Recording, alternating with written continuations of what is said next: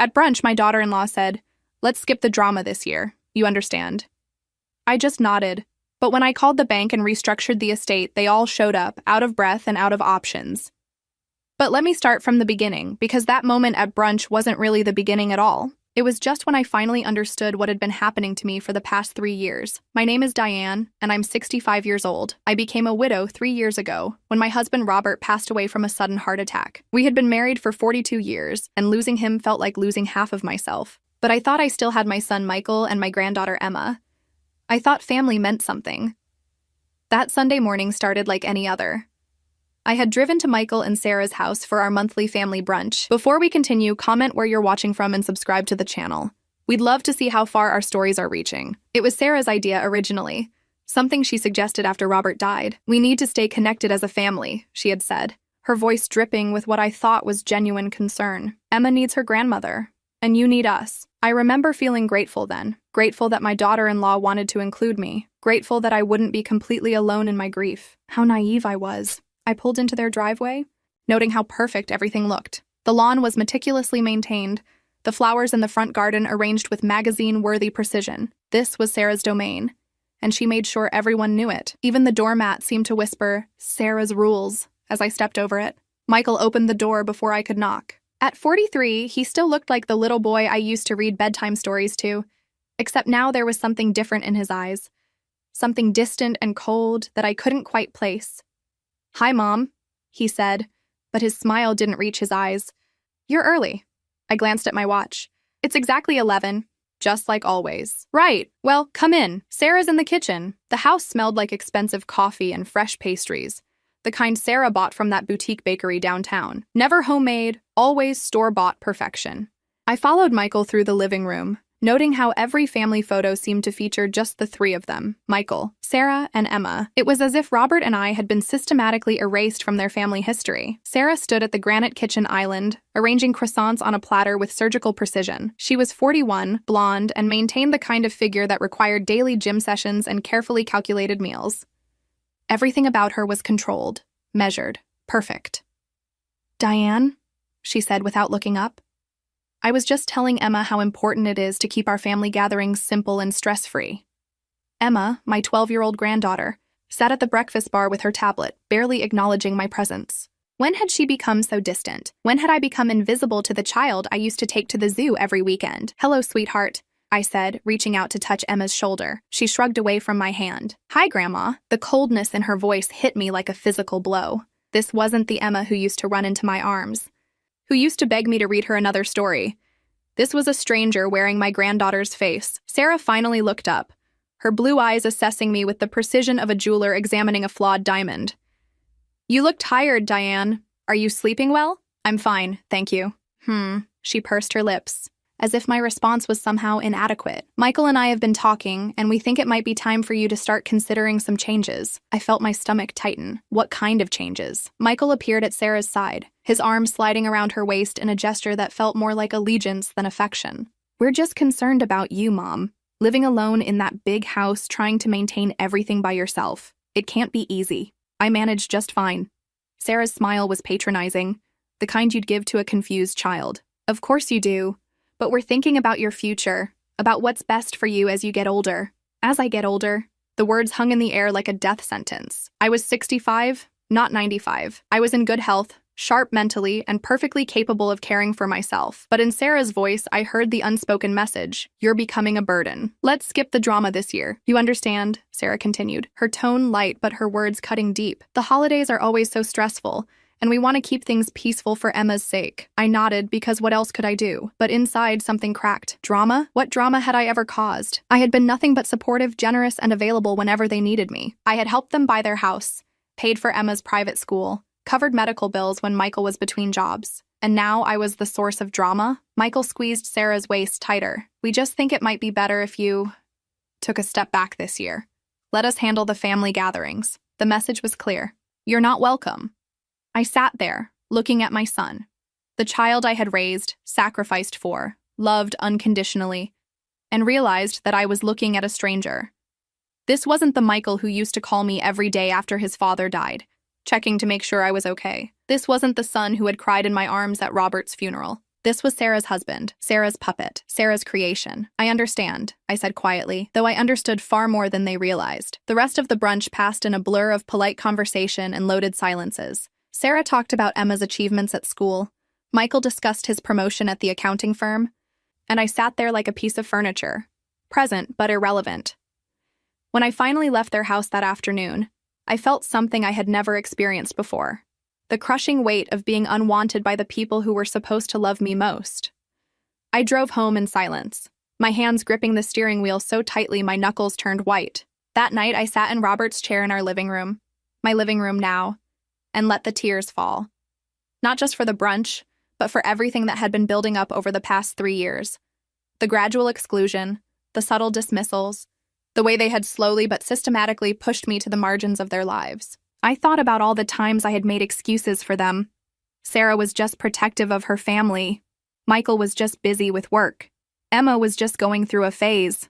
But sitting there in the dark, I finally admitted the truth to myself. They didn't want me around. The next morning, I made a decision that would change everything.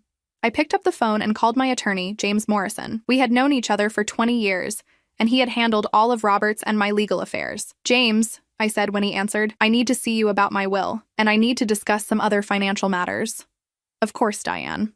"Is everything all right?" I looked around my house, the house I had lived in for 38 years, the house where I had raised Michael, the house filled with memories of a life well lived. Soon, it might be time to say goodbye to all of it, but on my terms, not theirs. "Everything's about to be," I told him. As I hung up the phone, I felt something I hadn't felt in 3 years. Power. They thought they could push me aside, make me disappear quietly into the background of their perfect lives. They had no idea what was coming. The meeting with James was scheduled for the following Thursday. I spent the days leading up to it going through old financial records, insurance papers, and investment statements that Robert and I had accumulated over 4 decades of marriage. What I found made my stomach turn. I had always known I was generous with Michael and Sarah, but seeing it all laid out in black and white was staggering. The down payment for their house, $85,000. Emma's private school tuition over the past 6 years, $112,000. The loan I had given Michael when he was between jobs that was never repaid, $38,000. Medical bills I had covered when their insurance fell short, $22,000. The list went on and on. Piano lessons, summer camps, family vacations, car repairs, emergency expenses. For 3 years since Robert's death, I had been their personal bank, and they had treated my generosity as their right. I sat at my kitchen table with these papers spread around me like evidence of my own foolishness. How had I let this happen? How had I become so blind to what they were doing? The answer came to me slowly, painfully. It had started right after Robert's funeral. I remember that first week after we buried my husband. The house felt impossibly empty, and I didn't know how to fill the silence. Michael had been attentive then, calling every day, stopping by with groceries, making sure I was eating. Sarah had even cooked me dinner twice, bringing it over in covered dishes with handwritten notes about reheating instructions. "We're going to take care of you, Mom," Michael had said, holding my hands across this same kitchen table. "Dad would want us to stick together." I had been so grateful for their attention, so desperate not to be alone with my grief. When Michael mentioned they were having trouble with their mortgage payments, I didn't hesitate to help. When Sarah worried about affording Emma's school fees, I wrote the check that same day. When they needed a family vacation to heal from the loss of Robert, I paid for the entire trip to Florida. Each time, they had been effusively grateful. Sarah would hug me and tell me I was the best mother-in-law in the world. Michael would say Dad would be proud of how generous I was being. Emma would throw her little arms around my neck and tell me I was the best grandma ever. But somewhere along the way, the gratitude had faded. The requests became expectations. The visits became shorter and more focused on what they needed from me rather than how I was doing.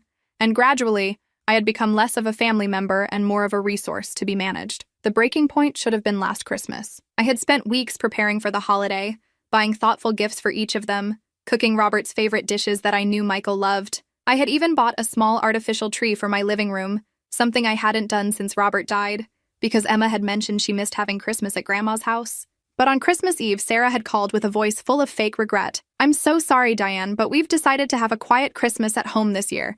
Just the 3 of us. You understand, don't you? Emma's been overwhelmed with school, and we thought a low-key celebration would be better for her." I had understood.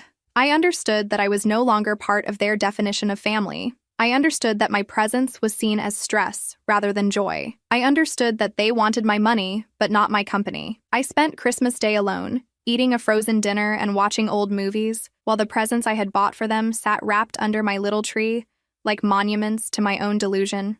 But even then, I had made excuses for them. They were protecting Emma's mental health. They were establishing their own family traditions. They were busy people with complicated lives. The excuses had continued for months. When Emma's birthday party invitation never came, I told myself they probably just forgot to send it. When they stopped including me in family photos, I reasoned that they were just being considerate of my grief. When Sarah started answering Michael's phone when I called, speaking for him like he was incapable of his own conversations, I pretended it was normal. Now, sitting with these financial records in front of me, I could see the pattern clearly. Every interaction had become transactional. They called when they needed something and disappeared when they didn't. I had become their personal ATM, dispensing money and support while receiving less and less in return. The most painful realization was about Emma. My granddaughter had been the light of my life since the day she was born. I had been there when she took her first steps, said her first words, started school. I had spent countless hours reading to her, teaching her to bake cookies, taking her to movies and museums. But over the past year, Emma had become increasingly distant during our limited interactions. She no longer ran to hug me when I arrived. She didn't ask for stories or want to help in the kitchen. She responded to my questions with one-word answers and spent most of our time together staring at her phone or tablet. At first, I had blamed typical preteen behavior, but now I wondered what Sarah and Michael had been telling her about me. Had they painted me as a burden, a problem to be tolerated, rather than a grandmother to be loved? I thought about the way Emma had barely acknowledged me at the brunch, how she had physically moved away when I tried to touch her shoulder. That wasn't normal preteen behavior. That was learned behavior. Someone had taught her to be cold to me. The realization hit me like a physical blow. They hadn't just been taking my money. They had been taking my granddaughter away from me, slowly and systematically poisoning her against me, until I became a stranger in her life. I closed the financial records and walked to the living room, where dozens of framed photos chronicled our family history. There was Michael as a baby, taking his first bath. Michael on his first day of school, gap-toothed and proud. Michael at his high school graduation. Me and Robert beaming beside him. Michael's wedding day, where I had worn my best dress and cried tears of joy. And then there were the photos with Emma. Her first Christmas, tiny and perfect in my arms. Her third birthday party, chocolate cake smeared across her grinning face. Last year's Easter egg hunt in my backyard, where she had found every single hidden egg and declared me the best hider in the world. Looking at these pictures, I could trace the exact moment when everything had changed. It was subtle at first. Sarah positioning herself between Emma and me in family photos, Michael's smiles becoming more strained, fewer candid moments and more posed formal shots. The most recent photo was from Emma's 11th birthday party, which I had not been invited to but had seen on Sarah's social media. Emma stood between her parents, blowing out candles on an elaborate princess cake. They looked like a complete family unit, with no space for anyone else. I picked up the phone and dialed Michael's number. It went straight to voicemail, which didn't surprise me. Sarah probably had him on a schedule for when he was allowed to take calls from his mother. "Michael, it's Mom," I said after the beep. "I've been thinking about our conversation at brunch, and I'd like to discuss some things with you and Sarah. Could you call me back when you have a chance?" He never called back. 2 days later, I tried again, this time calling during his lunch hour when I knew he'd be at work and away from Sarah's influence. "Hi, Mom," he answered, but his voice was guarded. "I'm pretty busy right now. I just wanted to talk about what Sarah said on Sunday, about me taking a step back." There was a long pause. "Mom, we've talked about this. We just think it would be better for everyone if I what, Michael? If I disappeared? That's not what we said. It's what you meant." Another pause. "Look, Mom, Sarah has some concerns about your behavior lately. She thinks you might be getting a little confused. Maybe it would be good for you to talk to someone. A professional." The words hit me like ice water. Confused? They were trying to paint me as mentally incompetent. This wasn't just about excluding me from family gatherings. This was about something much bigger. "What kind of professional?" I asked, though I already suspected the answer. "Maybe someone who specializes in helping older adults navigate life changes. There are some really nice facilities that—" I hung up before he could finish the sentence. Facilities. They weren't just trying to push me aside. They were trying to put me away. I sat in my kitchen, staring at the phone, as the full scope of their plan became clear. They wanted me gone, not just from their lives, but from my own life. They wanted me warehoused, somewhere safe and manageable, while they figured out what to do with my house, my money, my entire existence. But they had made one crucial mistake. They had underestimated me. I picked up James Morrison's business card and dialed his number with steady hands. James, it's Diane again. I'd like to move our meeting up. Can you see me tomorrow? Of course. Is everything urgent? I looked around my kitchen, at the home I had built with Robert, at the life I had created through 4 decades of love and hard work. Everything's about to be. James Morrison's office felt like a sanctuary that Friday morning. The mahogany furniture and law books lining the walls reminded me of stability, of a time when contracts meant something and people kept their word. James had been Robert's closest friend since college, and I trusted him completely. Diane, he said, rising from behind his desk as his secretary showed me in, you sounded urgent on the phone. What's troubling you? I sat in the leather chair across from his desk, the same chair where Robert and I had planned our wills, discussed our retirement, mapped out Emma's college fund. Now I was here alone, and the reason felt surreal. James, I need to understand something about my legal and financial situation. If Michael and Sarah wanted to have me declared incompetent, what would that process look like? His eyebrows shot up. That's a very serious question. Diane, is there something specific that's prompted this concern? I told him about the brunch, about Michael's phone call, about the word facilities that had been dropped so casually into our conversation. James listened without interrupting, his expression growing darker with each detail. This is concerning, he said when I finished. In most states, adult children can petition for guardianship if they can prove their parent is mentally incompetent to manage their own affairs. It requires medical evaluations, court hearings, but it can be done. And if they succeeded, they would have complete control over your finances, your living situation, your medical decisions, everything. The words hung in the air like a death sentence. I had suspected this was their plan, but hearing it confirmed by a legal professional made it real in a way that terrified me. However, James continued, the bar for proving incompetence is quite high. You would need to be evaluated by medical professionals, and there would need to be clear evidence of cognitive decline or inability to manage your affairs. What if they fabricated that evidence? James leaned forward, his expression serious. Diane, are you telling me you believe Michael and Sarah are planning to have you falsely declared incompetent? I don't know what else to think.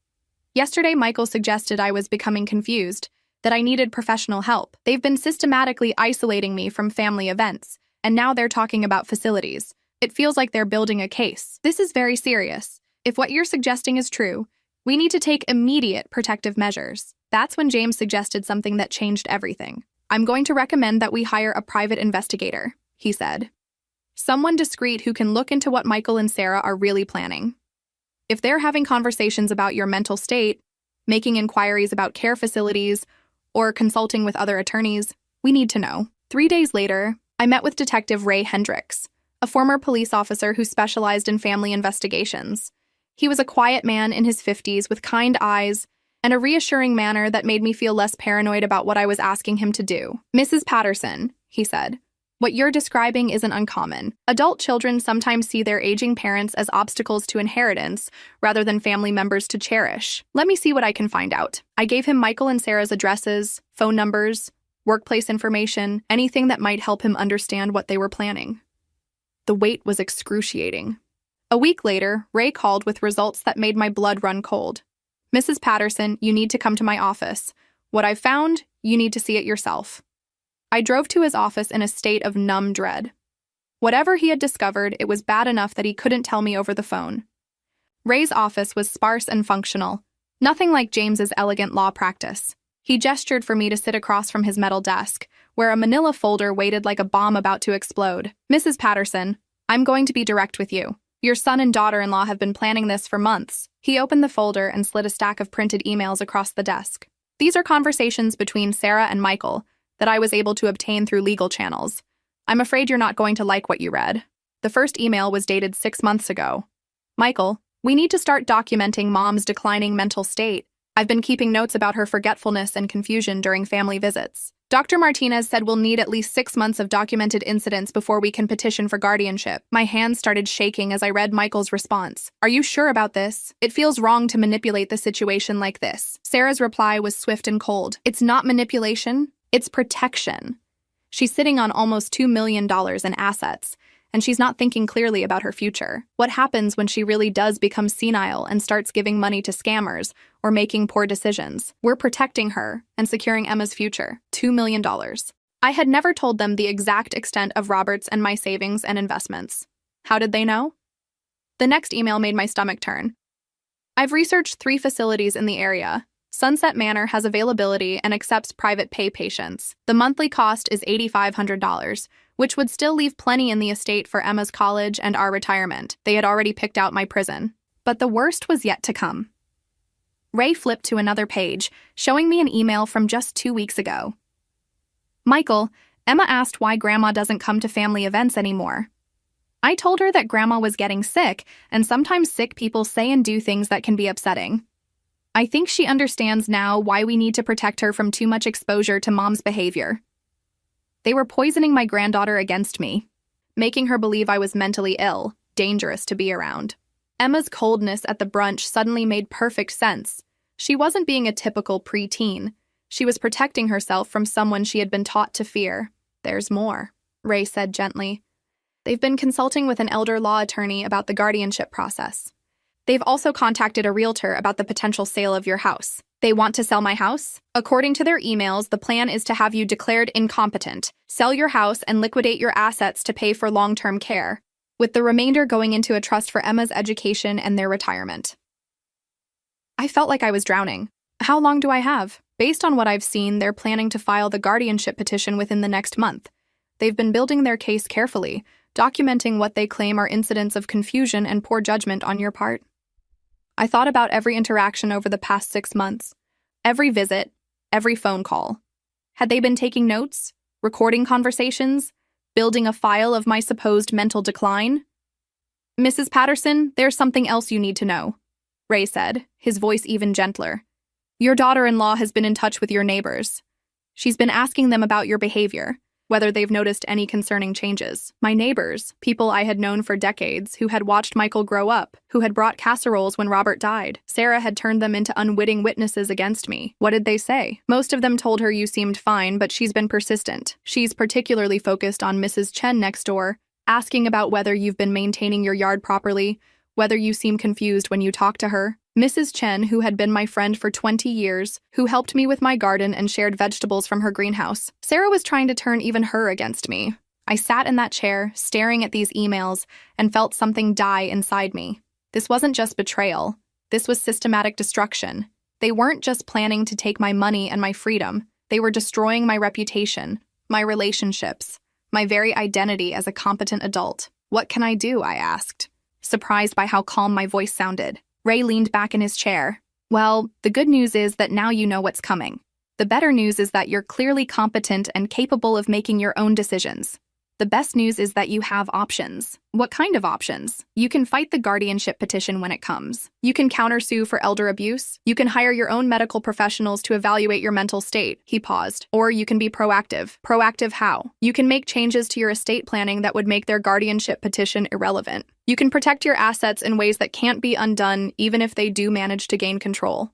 You can beat them at their own game. For the first time in weeks, I felt a spark of something that wasn't despair. It might have been hope, or it might have been something darker, something that felt like power. Tell me more about being proactive, I said. Ray smiled, and it wasn't entirely pleasant. Mrs. Patterson, by the time I'm done helping you, your son and daughter-in-law are going to wish they had simply been content with having a generous mother-in-law.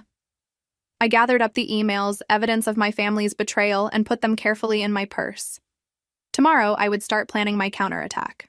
They thought they were dealing with a confused old woman who could be easily manipulated and discarded. They were about to learn how wrong they were. The next morning, I sat in James Morrison's office again. But this time I wasn't the confused, hurt woman who had walked in a week earlier. I was someone else entirely. Someone with a plan. James, I said, spreading Ray's evidence across his desk. I need you to help me disappear. He looked up from the emails he'd been reading, his face pale. Diane, this is elder abuse. We should contact the authorities immediately. No. My voice was steady, determined. If we involve the authorities now, it becomes a he said, she said situation. They'll claim these emails are taken out of context, that they're genuinely concerned about my welfare. I need something more definitive. What do you mean? I mean, I want them to think they've won. I want them to believe I'm going along with their plan. And while they're celebrating their victory, I'm going to systematically dismantle everything they think they're going to inherit. James leaned back in his chair, studying my face. You want to let them think you're accepting placement in a care facility? Exactly. But first, I need to move my assets somewhere they can't touch them, even if they do get guardianship. Over the next 2 hours, James outlined a strategy that was both brilliant and perfectly legal. We would establish an irrevocable trust, transferring all my major assets into it before Michael and Sarah could file their guardianship petition. I would retain the right to live in my house for the remainder of my life, but they couldn't sell it or claim it as part of any estate. The beauty of this, James explained, is that once the trust is established, even if they somehow manage to get guardianship, there won't be any significant assets for them to control. What about my day-to-day finances? We'll keep a small checking account in your name with just enough money to cover your monthly expenses. Everything else goes into the trust, managed by a professional trustee who answers only to you. And the house stays in the trust. You have lifetime use of it, but upon your death, it goes to whatever beneficiaries you choose. They can't force you to sell it, and they can't inherit it unless you want them to. But the real masterstroke was James's suggestion about what to do with the trust's ultimate beneficiaries. Diane, you could establish a scholarship fund for Emma, accessible only when she turns 25 and only if she maintains a relationship with you independent of her parents' influence. Or you could designate charities. Or you could wait and see how this all plays out before making final decisions about inheritance. I thought about Emma, about the little girl who used to bake cookies with me, who used to fall asleep in my lap during movie nights. Maybe there was still hope for her, once she was old enough to see through her parents' manipulation. Let's set up the scholarship fund for Emma, I decided. But she only gets access if she can prove she's been in regular contact with me for at least 2 years after she turns 18, without her parents' knowledge or interference. And the remainder of the estate? I smiled, and it felt dangerous. Various charities that support elder abuse prevention and services for the elderly. Let's make sure the irony isn't lost on them. The next step was even more delicious. Ray had suggested that I play along with their institutionalization plan just long enough to catch them in the act of preparing to liquidate my assets. What I'm going to do, I told James, is call Michael and tell him I've been thinking about what he said, that maybe I am getting confused and could use some help. I'll ask him to help me look at care facilities. That's risky, Diane. What if they move faster than we expect? They won't. According to Ray's intelligence, they're not planning to file the guardianship petition for another 3 weeks. They want to make sure they have an airtight case. That gives us time to finish the trust paperwork and for me to gather more evidence of their intentions. James looked uncomfortable. I have to ask you. Are you sure you want to go through with this? Once you set this plan in motion, there's no going back. Your relationship with Michael will be permanently damaged. I thought about that for a long moment. James, my relationship with Michael was permanently damaged the moment he decided I was an obstacle to be removed rather than a mother to be loved. I'm not destroying our relationship. I'm just acknowledging that he already destroyed it. That afternoon, I called Michael from my kitchen, the same kitchen where I had taught him to make pancakes when he was 7 years old. Michael, it's Mom, I said when he answered. I've been thinking about our conversation last week. Oh, his voice was cautious. Which conversation? About me getting some help. Maybe you're right. Maybe I am getting a little confused about things. The relief in his voice was audible. Mom, I'm so glad you're open to discussing this. Sarah and I have been really worried about you. I was wondering if you could help me look at some of those facilities you mentioned. I'd like to see what my options are. Of course. Sarah's actually done some research already. There are some really nice places that specialize in helping people transition to a more supportive living environment. Transition. Such a lovely euphemism for imprisonment. That sounds wonderful, dear. Wonderful. When could we go look at them? How about this weekend? I'll pick you up Saturday morning and we can visit a few places. Sarah thinks Sunset Manor would be perfect for you. Sunset Manor. The same facility they had already researched and budgeted for in their emails. They had planned this conversation, probably rehearsed it. I'd like that very much, I said, injecting just the right amount of grateful vulnerability into my voice. Michael, I'm sorry if I've been difficult lately. I know you and Sarah are just trying to help. We love you, Mom. We just want what's best for you. The lie came so easily to him. If I hadn't seen their emails, I might have believed he actually meant it. After I hung up, I called Ray. They took the bait, I told him. Michael's taking me to look at care facilities this weekend. Perfect. I'll have surveillance on both of them. If they make any moves toward filing legal paperwork or contacting realtors about your house, we'll know immediately. What about recording our conversations? I've arranged for you to have a small recording device. It's completely legal in this state as long as you're a party to the conversation. If they say anything incriminating during these facility visits, we'll have it on tape. That evening, I walked through my house as if seeing it for the first time. This was the home Robert and I had bought as newlyweds, where we had brought Michael home from the hospital, where we had celebrated 42 years of marriage. Every room held memories. Every piece of furniture told a story. In a week or two, if Michael and Sarah had their way, strangers would be walking through these rooms, evaluating my possessions for estate sale, deciding which of my treasures were worth keeping and which should be discarded. But they had made one crucial error in their planning. They had assumed I was weak, confused, easily manipulated. They had counted on my love for family, my desire to avoid conflict, my natural inclination to believe the best about people. They didn't know that underneath the grandmother who baked cookies and wrote checks, there was a woman who had built a successful life, who had survived loss and hardship, who was perfectly capable of strategic thinking. I went to my bedroom and opened the jewelry box where I kept my most precious pieces: Robert's wedding ring, which I had worn on a chain around my neck since his death, my mother's pearl earrings, the diamond bracelet Robert had given me for our 40th anniversary. Tomorrow, these would all go into a safety deposit box that only I could access, along with important papers, family photographs, and anything else I didn't want Michael and Sarah to get their hands on. I thought about Emma, asleep in her bed across town, unaware that her parents were planning to steal her grandmother's freedom and her inheritance. Someday when she was older, she would understand what had really happened. Someday she might even thank me for protecting her from their greed. My phone rang, interrupting my thoughts. It was Sarah. "Diane, I wanted to thank you for being so open with Michael today about getting some help." "Of course. Dear, I know you both are just concerned about me." "We are, and I want you to know that whatever happens, we'll make sure you're comfortable and well cared for." Comfortable and well cared for in the $8,000 a month facility they had already selected, while they enjoyed my house and spent my money. "That's very reassuring, Sarah. I feel so lucky to have you both looking out for me." "You are lucky," she said, and I could hear the satisfaction in her voice. Some people don't have family who care enough to make the hard decisions. After she hung up, I poured myself a glass of the expensive wine Robert and I had been saving for a special occasion. If this wasn't special enough, nothing would be. Tomorrow, I would start the final phase of my plan. I would visit care facilities with my loving son and daughter-in-law, asking innocent questions about costs and procedures, while secretly recording every word they said about my future. And while they celebrated their successful manipulation of a confused old woman, I would be putting the finishing touches on their complete and total defeat. They wanted to play games with my life. Fine. But they were about to learn that I was much better at this game than they had ever imagined. Saturday morning arrived gray and cold, matching my mood perfectly. Michael picked me up at exactly 9 o'clock, just as we had arranged. He seemed unusually cheerful, almost bouncy, as he helped me into his car. "I think you're going to love Sunset Manor, Mom," he said as we drove. "Sarah visited it yesterday to make sure it would be appropriate for you." Of course she did. Sarah had probably already filled out the admission paperwork. "That was thoughtful of her," I said, adjusting the small recording device Ray had given me. It was disguised as a hearing aid, completely invisible. "I appreciate how much care you're both putting into this decision. We just want you to be happy and safe." The facility was exactly what I had expected: sterile, institutional, and depressing. Beige walls, fluorescent lighting, and the overwhelming smell of disinfectant, trying to mask something else. But Michael walked through it like he was touring a luxury resort. "Look at this dining room, Mom," he said enthusiastically. 3 meals a day, prepared by professional staff. You'd never have to worry about cooking again. I had loved cooking.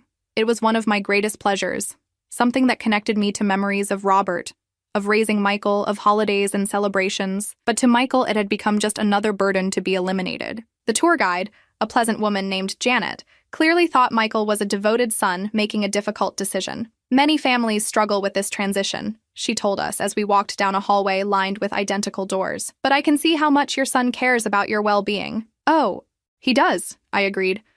Michael has always been very concerned about my future.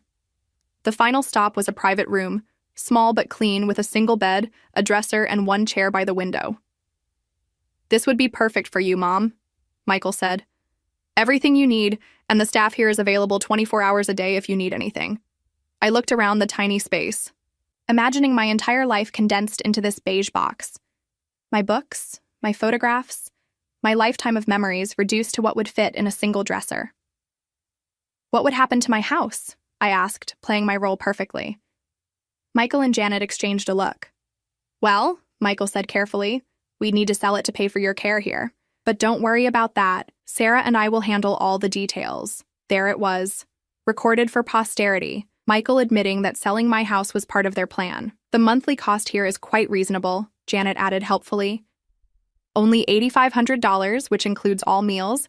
activities, and basic medical monitoring. That seems like a lot, I said, feigning concern. Don't worry about the money, Mom, Michael said quickly. Your house should sell for enough to cover several years of care, and we can supplement from your other assets if needed.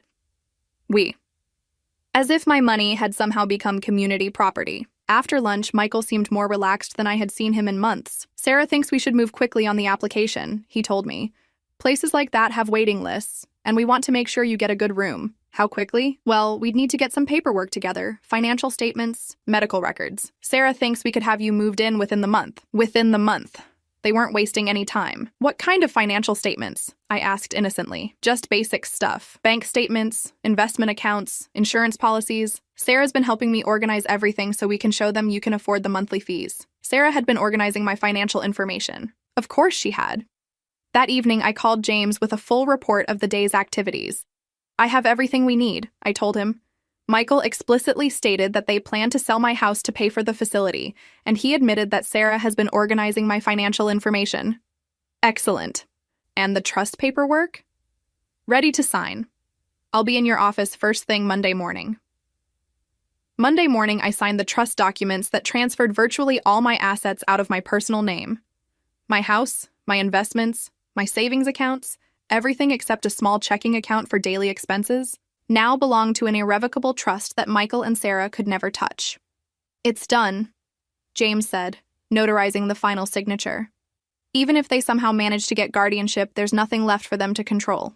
What about the scholarship fund for Emma? Fully established, $200,000 that she can access for education expenses starting at age 25, provided she maintains regular contact with you independent of her parents for at least 2 years after turning 18. And the rest? $1.6 million to be distributed among various elder care charities and abuse prevention organizations upon your death, or sooner if you choose. I felt a weight lift from my shoulders. Whatever happened next, Michael and Sarah could no longer destroy my life for their financial gain. That afternoon, I called Michael. I've been thinking about our visit to Sunset Manor, I said. I think you're right. It would be perfect for me. Really? Mom, that's wonderful. Sarah will be so pleased. In fact, I think we should move quickly, just like Sarah suggested.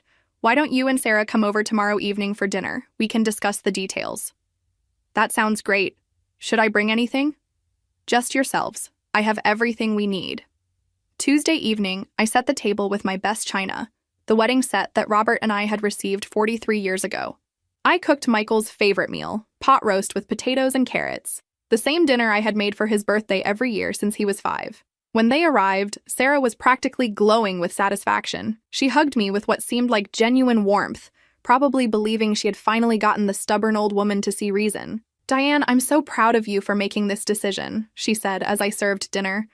It takes real courage to admit when you need help. You're absolutely right, Sarah. It does take courage. We made small talk during dinner, discussing Emma's schoolwork, Michael's job, Sarah's book club.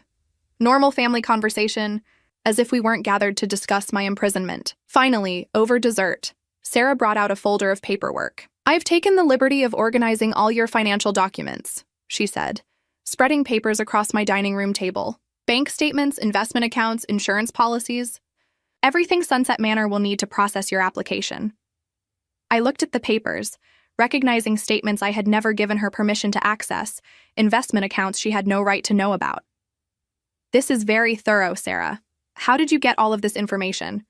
She waved her hand dismissively. Michael has been helping me gather everything. We want to make sure the process goes smoothly. I see. I stood up slowly, walked to my purse, and pulled out my own folder. Well, since we're sharing financial information, I thought you might like to see some documents of my own. I placed Ray's surveillance photos on the table first. Pictures of Sarah meeting with the realtor who would list my house, pictures of Michael at the elder law attorney's office, pictures of them both at Sunset Manor the day before our spontaneous visit. Then I added the printed emails, the ones detailing their 6-month plan to have me declared incompetent and institutionalized. The color drained from both their faces as they realized what they were looking at. Mom, Michael started, I can explain. No need, I said calmly. It's all very clear. You've been planning to steal my life for months.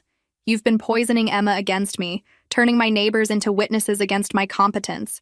And preparing to warehouse me while you spend my money. Sarah found her voice first. Diane, you don't understand. We were trying to protect you. Protect me? I laughed, and it felt good. By lying to me? By manipulating me? By planning to steal my house and lock me away? We weren't stealing anything, Michael said desperately. We were ensuring you had proper care.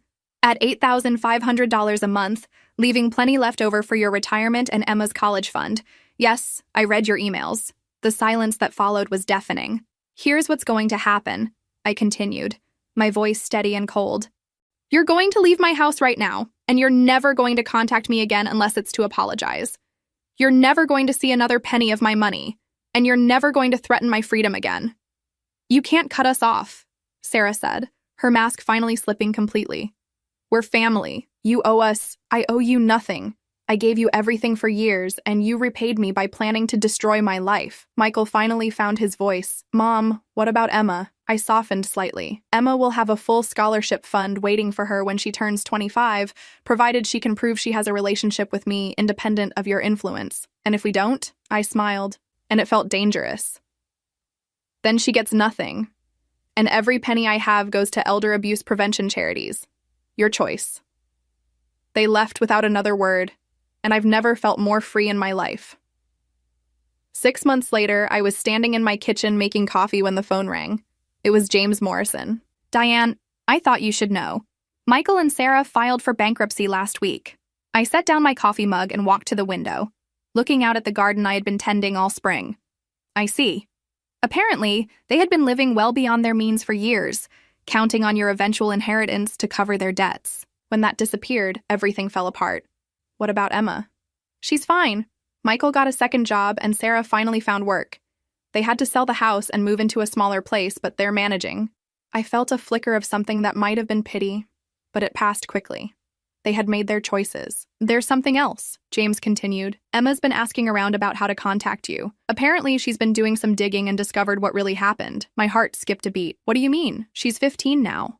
Old enough to start asking difficult questions. From what I understand, she confronted her parents about why you stopped visiting, why you weren't at family events anymore.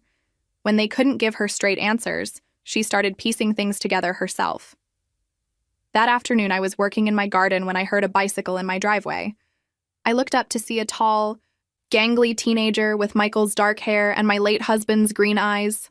Emma. She stood at the edge of my flower bed, her bike forgotten behind her, looking nervous but determined. Hi, Grandma, she said quietly. Hello, sweetheart. I set down my gardening gloves and really looked at her for the first time in almost a year. She had grown at least 4 inches and lost the last traces of childhood softness from her face.